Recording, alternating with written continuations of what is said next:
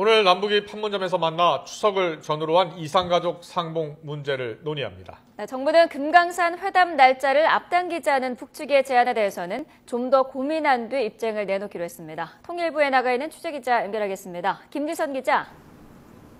네, 통일부에 나와 있습니다. 네, 오늘 회담은 어떻게 진행이 되죠? 네, 오늘 회담은 오전 10시 정각에 판문점 우리 측 지역인 평화의 집에서 시작이 됐습니다. 실무 접촉인 만큼 회담 대표들이 이산가족 상봉 행사의 시기와 장소, 규모를 놓고 구체적으로 논의를 하게 됩니다. 우리 측 이덕행 수석 대표는 오늘 아침 회담장으로 출발하기에 앞서 기자들과 만나 이산의 아픔을 달래줄 수 있도록 오늘 접촉에 최선을 다하겠다고 밝혔습니다. 직접 들어보시겠습니다. 약 3년 만에 남북 적십자 간 실무 접촉이 열리게 됩니다.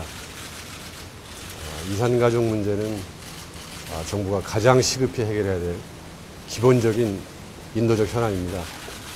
이번 회담을 통해서 이산가족들의 이산의 아픔을 덜어드릴 수 있도록 최선을 다해서 성실하게 회담에 임하겠습니다. 오늘 논의 사항 가운데 먼저 시기와 관련해서는 추석을 전후한 행사 성사에 중점을 두고 장소 문제 등에 대해서는 서울과 평양을 교차 방문하거나 금강산에서 여는 등 여러 가지 방안을 놓고 논의가 이루어질 것으로 보입니다. 하지만 준비 과정에 한 달 정도 시간이 걸리는 점을 감안하면 추석 전 개최는 어려운 것이 아니냐는 관측도 나옵니다.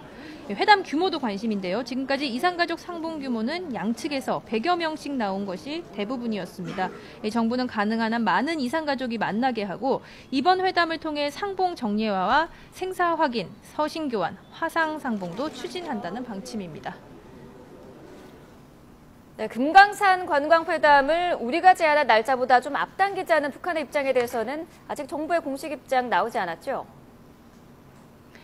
네, 정부는 북한의 입장에 대해 내부적인 검토를 거쳐서 추후에 통보를 하겠다 이렇게 회신을 한 것으로 전해졌습니다. 북한이 우리가 제안한 25일보다 빨리 열자고 한 데 대해 적절한 시기를 고민하고 있는 것으로 보입니다. 금강산 관광 재개를 위한 회담을 반드시 이산가족 행사 이후에 열자는 입장은 아니지만 두 회담을 분리해서 임한다는 원칙에 따라 이산가족 상봉을 위한 회담이 진행 중인 상황에서 금강산 회담을 동시에 열기에는 다소 부담스러운 부분도 있기 때문입니다. 이에 따라 어제 북한이 전해온 8월 말에서 9월 초 개최 의사에 대해 시기적으로 적절한지 여부와 대응 전략을 논의하는 데 다소 시간이 걸릴 것으로 보입니다. 지금까지 통일부에서 YTN 김지선입니다.